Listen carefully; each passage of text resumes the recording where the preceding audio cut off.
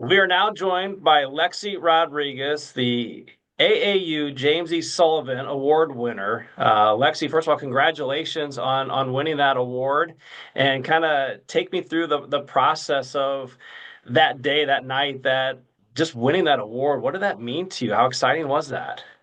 Yeah, well, first, thank you for having me. But yeah, it was definitely very surreal, just kind of like a wow, you made it type of moment. I mean, the whole time I was there, just seeing like the history of the award and hearing about it and getting to talk to all these people with AAU, and it was just really cool. And you realize like how big of a deal it is and like the magnitude of it. And so to actually win and receive it was just so incredible and just felt like yeah, just so surreal. And there were so many different previous winners there that were like congratulating me, and it just felt like just such a welcoming into like this group of prestigious athletes, I guess, if you want to say. But yeah, it was super cool, very unexpected considering all the amazing just athletes that were in nomination as well. When you looked at that list, did you ever think, yeah, I'm going to win this, or I'm going to be a finalist, or anything like that? No, I had no idea. Obviously, I knew that Husker Nation was probably going to help me become a finalist just because, I mean, there's such a great fan base. And I know that a lot of it was like fan voting and stuff. But then once I got there, I was like, oh, okay. And like now I'm with the big dogs. So I don't think this is gonna happen. But it was just cool to be there. But then obviously you end up winning, and then you're like, whoa, like I don't know how this happened, but at the same time, it was just super cool. You seemed a little surprised when they announced you as the winner because you had to get up and give a speech, and you even admitted you're Yeah. like, I'm not good at speeches. I didn't have anything prepared. What was that moment like for you? Yeah, I mean, the whole weekend kind of, my mom was like, "Do you have a speech?" And I was like, "No, I'm not gonna need one." Like, yada yada. I had some like bullet points of maybe what I would say, but I really wasn't expecting that. So then going up there, I don't know. I was just it's easy to give like gratitude and to say thank you to the people in my life who have helped me get there. So that part isn't too tricky. It's more just the public speaking part that's a little tough. What did it mean to have mom was there? You had some teammates there. That had to be pretty special for you.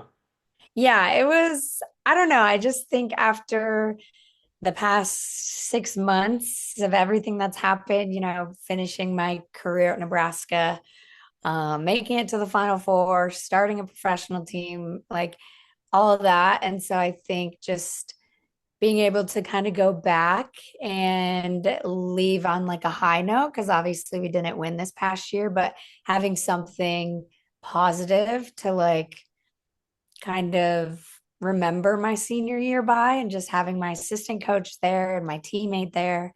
It was really special, and it felt just like a nice close to the chapter, which I felt like I was missing. So it was really cool. And then obviously my mom, my biggest supporter, best friend, everything, it means the world that she was there too. I remember talking to you back in Sterling when you got the key to the city, and you mentioned because at that time I think you were up for National Player of the Year and things of that nature, and you were just like there always seemed to be something else that was the next pinnacle for you, right? And at that point, it was either you're going to win National Player of the Year, you're going to start your professional career, things of that nature. Is this that next step? You're just like, wow, that's the next pinnacle, and now you're looking for maybe what's next after that. Yeah, I don't know. It's kind of weird just because for so long in my career, I was just the pinnacle was winning a national championship and like doing all things for college, and then it just abruptly ends. So then you kind of have this moment of like, okay, now what? Like now what am I playing for in a sense? So I'm still trying to like find that and create new goals and see like where I want to go with volleyball, but ultimately I just want to keep getting better and just try and see how good I can get, I guess. Do you know who won the last two Sullivan Awards? Yes, they had it on a bunch of signs, but both of them were Caitlin Clark. Yeah, it's kind of cool to be next. I mean, you're named next to her now, isn't it? I know, it's surreal. You look at that list, and people for people who don't know, the Sullivan Award is given to the best athlete in the United States that either was in the Olympics, college, whatever. It just to look at those lists of people who won, like a Simone Biles, a Katie Ledecky, Caitlin Clark. I mean, how cool is that to see that your name is now added to the list? And you're the first Nebraska person to win it, first libero to win it. I mean, you set a lot of first by doing this, didn't you? Yeah, to start, it's very crazy. Like, it doesn't seem like I belong with those like Simone Biles and Michael Phelps and everything. So it truly is just an honor. I don't know how I got there, but somehow I did. And it is just, it will probably be one of the like coolest things that I've ever won. So that obviously is super cool.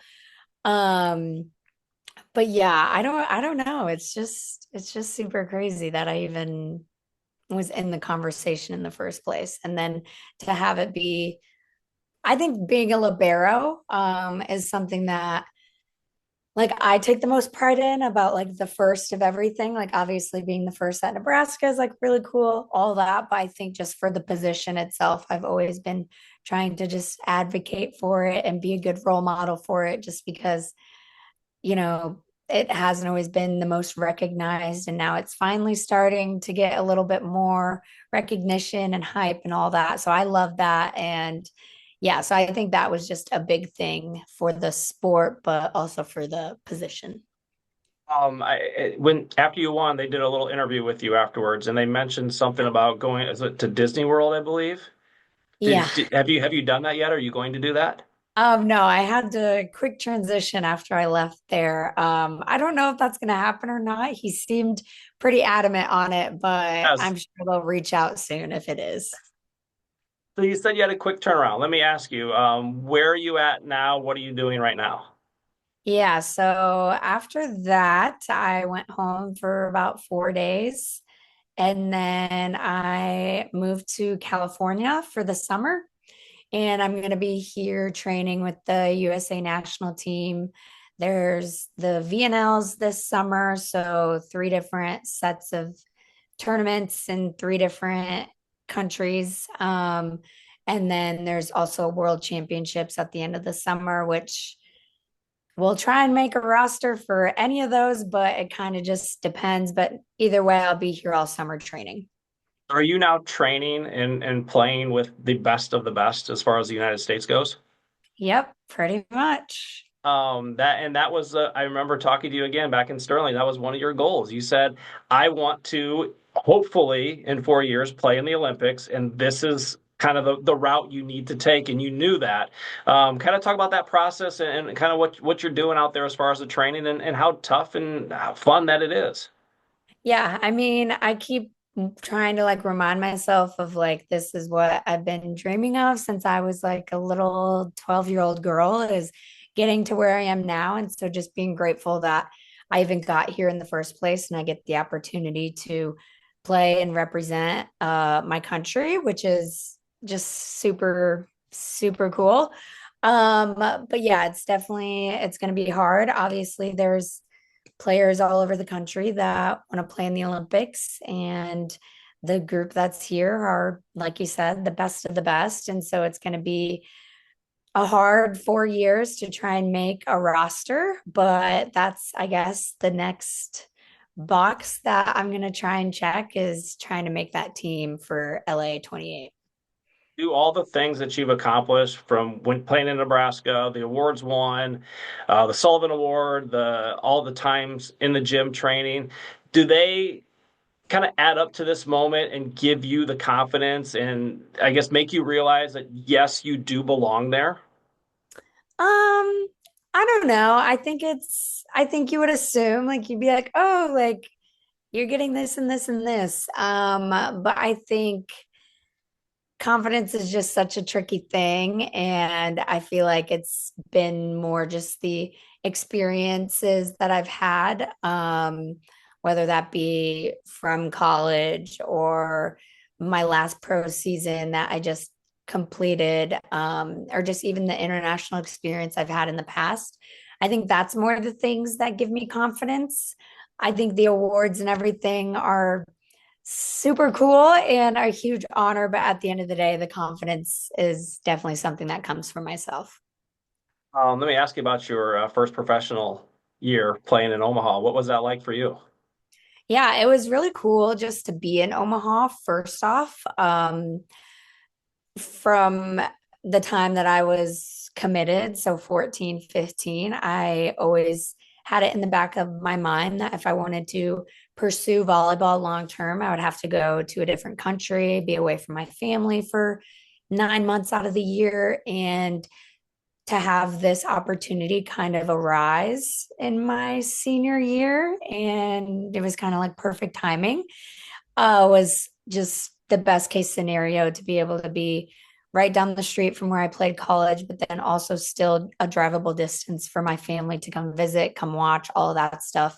It was just super, super helpful for me and for that transition, just because it is hard to go from college to professional, and they use a different ball, it's a different speed. There's players that have been playing in the Olympics for the past 8 years. It's a whole different ball game. So to have it be kind of in home base was really big for me.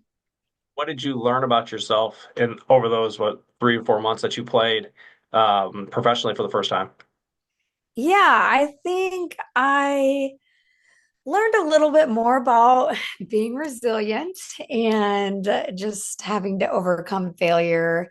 Just because, like I said, I think being a libero might be one of the trickiest transitions, just because serve receive is such a big part of the game. And when you're using a different ball, it becomes way more challenging. So I think just finding a new way to give myself grace and to allow myself to kind of ride the roller coaster of the transition was something that I really had to kind of relearn and teach myself. So I was just super, I mean, I guess that was just how I was able to learn and do all that stuff again.